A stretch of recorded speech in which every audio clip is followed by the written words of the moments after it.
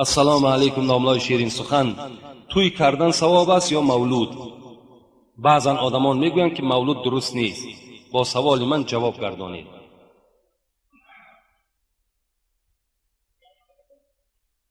معرکه کدامش که خالی از منکرات شرعی باشد همونش درست. مولود برادران عزیز، به شما داروی گیاهی و طبیعی رو توصیه می‌دهیم. می‌دونید پس برای به قوت کردن مردانگی بدن برای شخصانی که فرزنددار نمیشن سپرم رو فیضش رو بلند برداشتن، همچنین برای خونو گرفتگی پا، رگ میکشتگی پا و حوصله رو بلند کردن. میخواهید همسرتون رو رضا گردونید تا 45 دقیقه علاقه جنسی رو دراز بکنید، پس برای شما فرین کریم رو توصیه می‌دهیم. یکی از گیاهان طبیعی دیگر اینسامیون وان میباشه برای اشتیا و بزباله شدن یا اینکه برعکس شما میخواهید خراب شوید. روغن وسمه برای افزایش یافتن ریش و موی سر و همچنین پیشگیری کردن از کل شدن. روغن خیلبه برای خنک زدگی، پروستات، سنگ، گرده، پیشابدان، وسپلین روده، گرده، معده و همچنین زیاده بسته درد دوا می باشد. روغن کوثر برای آرام کردن عصب و شخصانی که از خواب سیر نمی کنند. روغن ایمبیر یکی از گیاهانی که پیامبر استفاده برده است برای قوت کردن ایمنیته و برای گریپ خیلی خوب است. برادران عزیز، شما میخواهید گیاهی طبیعی صفت تازه اش را به دست آورید، تنها با این رقمایی که در روی اکران میبینید زنگ زنید. با تمام گوشه جهان به شما ان شاء الله که میرسانند. نادرست گفتگی آدم البته ناحق است، خودش نادرست است. یا رسول اکرم میگوید حدیث های مبارک در کدام اسلام بهتر است؟ ای پیغمبر خدا، کدام اسلام بهترین اسلام است؟ پیغمبر چی گفتند؟ افشاء السلام و اطعام الطعام. سلام آشکارا گفتند، یعنی با صدای بلند السلام علیکم، و دویم طعام دادن. اینها بهترین عملهای اسلام هستند. و در مولود دادن طعام است و از همه رکنهای خیلی مهمی که حتی پیغمبر گفتند 4 چیز جهاد در راه خداست، که دوی این چی است؟ الامر بالمعروف و النهی عن المنکر. امر معروف و نهی منکر اینها جهاد هستند که در مولود این دو امر چی می شود؟ اجرا می شود. این چی جای غلطش است؟ این جای غلط نداره. لیکن توی کردن ما و شما اگر خالی از عرق نوشی باشد، خالی از رقص و بازی باشد، انشاءالله اونش هم هیچی زلالی ندارد.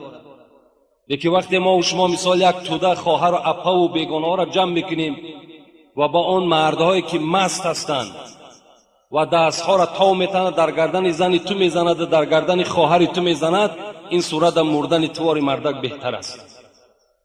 مردن بهتر است. وقتی زنی تو و خواهری تو با یک مرد مست الست رقص میکند و تو چشمهات کشاده و تماشا داری، این مردی نیست، این ایمانداری، این دیوسی است، اینش ناجایز.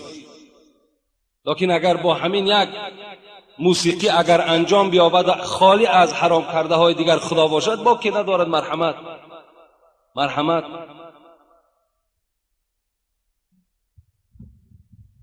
السلام علیکم داملای عزیز، من مخلص شما هستم و از شما خواهش دارم به سوال من با پررگی جواب گویید. آیا با خانه حرام قسم خوردن به نکاح یگان ضرر دارد؟ البته. کسی میگوید که خانم حرام که من همین کار نکردم، در اصل کرد است، خانهش حرام می شود. این قسم قد شما هیچ وقت قسم نخورین که اینم یکی از واقع شدن طلاق ها هست.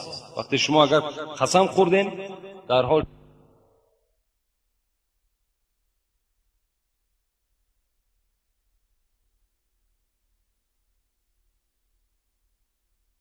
من به شما یک سوال دارم. من در کتاب وصیت‌نامه پیغمبرمان صلی الله علیه و سلم خواندم که دوست داشته ترین بنده خدا بنده است که این دعا را میخواند: ربی انی ظلمت نفسی فاغفر لی فانه لا یغفر الذنوب الا انت. میخواستم این را پرتر بر من میفهموندید. با احترام یکی از مخلصان اشهدی، شما استاد عزیز. یعنی این دعای هست که معناش چنین است که پروردگارا من بر نفس خودم ظلم کردم و به جز ذات تو دیگر هیچ کس گناه مرا بخشیدن نمیتواند. خدای گناه مرا ببخش. این بهترین دعاست. اگر کدام ما و شما خداوند میگوید من دعا را دوست می‌دارم، وقتی همین بنده دستش پهن میکند من دوست می‌دارم که دعای او را قبول بسازم. از این خاطر وقتی ما پهن میکنیم دعا را میگیم پروردگارا، ما امروزها هر یک ثانیه و هر یک دقیقه ما با گناه سپری شده ایستاده است. خدایا با صفت ستاری و غفاری خودت گناههای ما را مغفرت بساز. هم دعای ما و شما را خدا قبول میسازد و هم ما البته بنده دوست داشته ترین به سوی خدا میگردیم. خوش به حال آن کسی که از گناهاش پشیمان می شود و به سوی خدا زاره و تولا میکند، نه مثل بعضی همون کلان سالای ما و شما که 10 ساله و 20 ساله پیش بعد ورق میزنن ای راحت داشتیم ده، ای استراحت داشتیم ده. بعد استراحت چه میفهمی که مثال یا عرق نوشی بود یا که مثال زیناکاری بود یا یگان کار دیگر بود. این استراحتش، این راحتش. این معیشت نه، این بلکه معصیت است. برای اینها باید که آبی چشم کندر کار، افتخار نه.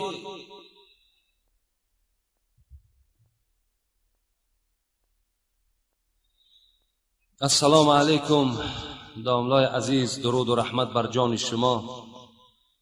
اولا کسیته های مگنیتوفونی رو از کجا دسترس کنیم؟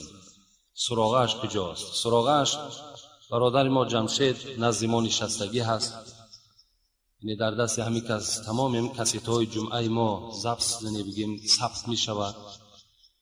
و خداوند در عمر و جان این برادر جمشید و برادرمان ایرج،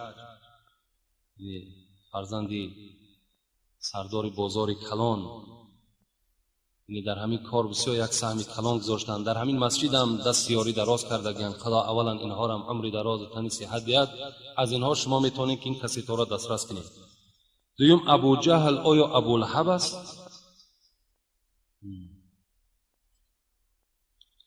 ابو جهل این ابو لهب نیست. ابو جهل هم مثل ابو لهب کسی بود که فقط و فقط در آزار پیغمبری خدا بودند. عبدالرحمن ابن عوف که یکی از صحابه مشهور است میگد من در صف جنگ بودم، در جنگ بدر، و نگاه کردم در پهلوم دو جوان بود، دو جوانی بسیار میگد سن سالشان یک خرد بود و از مردم مدینه بودند و به سوی من مراجعت کردند که ای عبدالرحمن، ای عمک جان، با همین لفظ میگد مراجعت کرد، ای عمک جان آیا ابو جهل را میشناسی؟ عبدالرحمن میگوید که البته من میشناختم ابو جهل کی بود، زیرا ما همراه او در مکه مکرمه یک جا زندگی میکردیم. گفتم بله میشناسم. گفتم برای ما نشان نمیدهی؟ گفتم مطلب شما چیست؟ گفتن ما آگاه شدیم که این ابو جهل پیغمبر خدا را محمد را بسیار آزار میدهد. قسم به آن ذاتی که جان من و جان این برادرم در دست اوست، اگر ما با ابو جهل رو پرو شویم تا زمان از پیش او پس نمیگردیم که یا کشته شود یا کشته میشویم. با این مطلب به این میدان جنگ آمدیم.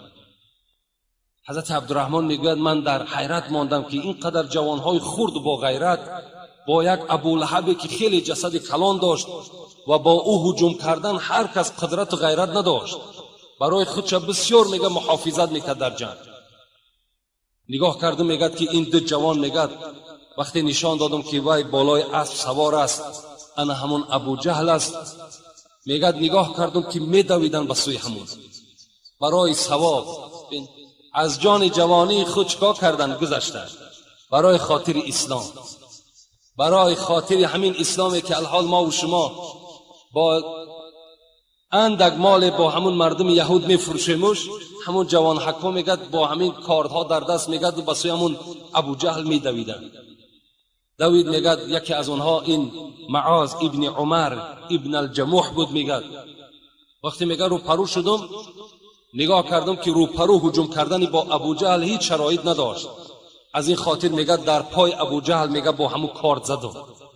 برابر زدن میگه که این ابو جهل میگه اون بدبخت میگه از بالای اسب میگه در زمین زد و این داده رو میگه یک مقدار دیگه میگه زخمیش کرد که تا حال نمرده بود.